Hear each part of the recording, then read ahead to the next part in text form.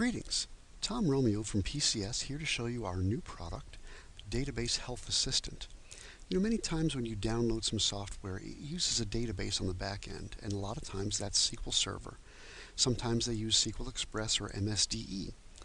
Well, if you don't back up the database on a regular basis, what could happen is your transaction log could grow infinitely and eventually fill up your disk. So this product does a few things. It backs up your database on a regular basis, which you could do manually if you like. But it also does a few things for performance tuning. It rebuilds your indexes, it performs a DBCC check DB, it manages the size of your transaction log and keeps it to a certain manageable size, and it sends you reports so that you don't have to worry about this. You set it, you forget it. It's like preventive maintenance and early warning system all rolled up in one. All you have to do, you can see it's nominally priced at $99.99. You can purchase it right from our website. You can download it and get a free trial. And all you have to do is fill in your credentials, scroll down to DB Health Assist tile, click the tile, and it'll be emailed to you. Now, I've already done that, and it's downloaded right here. Now, I've actually already installed it on this computer, and then I've uninstalled it. And the reason why I did that is because it kept my configuration so I don't have to type it and bore you with all those details. Accept the agreement. You get a 2-week free trial, and you can see it says the directory already exists. And you can test it out as much as you want and make sure it works before you buy it. It also has a complete installation guide. It's a PDF you can download from the website. And that's it. So, the very first thing you need to do is go to the registration page, fill it out, save it, which I've already done, and get a temporary license. So now it's gotten the temporary license from our website. Now you've got 2 weeks to try it out. Also, I filled out some of the other information that we need. I'm using my Hotmail account to send the emails to me when this thing runs. I've also got it set up to shrink the transaction log, and I'm saying I want the transaction log to be no larger than 32 megabytes. I can change that to 8. I could change it to any number, but you see, it's always best to use a binary multiple. I'll put it back to 32.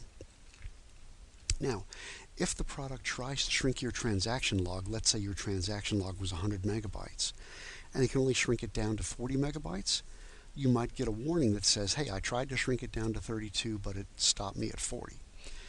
Not going to hurt you, but at least you'll know that it couldn't shrink it down to the full amount that you wanted. Also, you notice I've got Reindex Tables checked. If you uncheck it, it'll still go find the indexes that are fragmented and log them in the log, but it won't actually perform the reindex.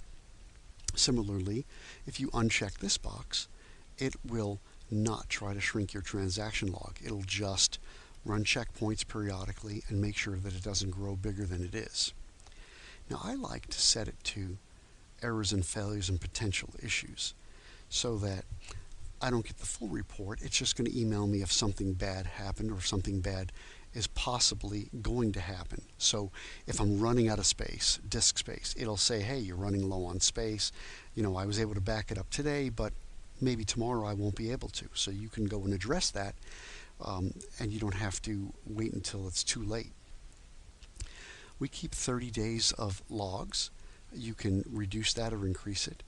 And 8 days of database backups. And you see it normally is going to run at 1:30 in the morning. You can change that to any time you like.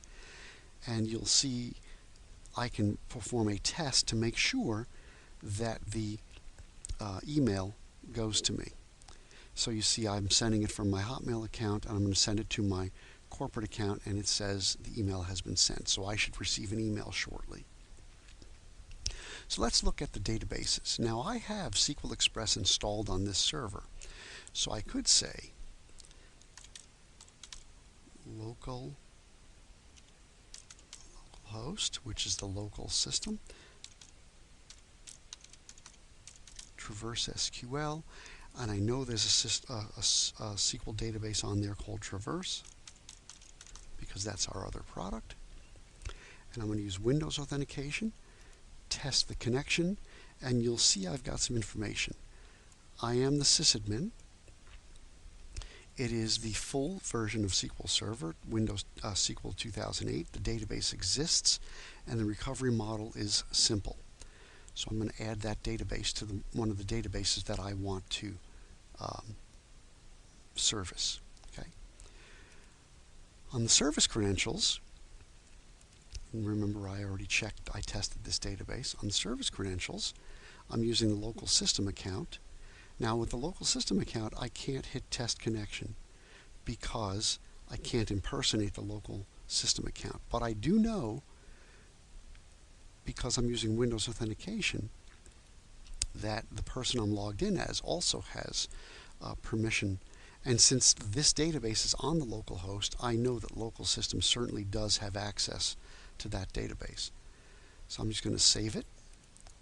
And you see it's currently stopped. I'm going to start the service, and away we go. Now I'll show you that it's working. Remember we said there are logs. So if I go now to Program Files, Practical Compliance Solutions, DB Health, Logs, see there's a bunch of logs here.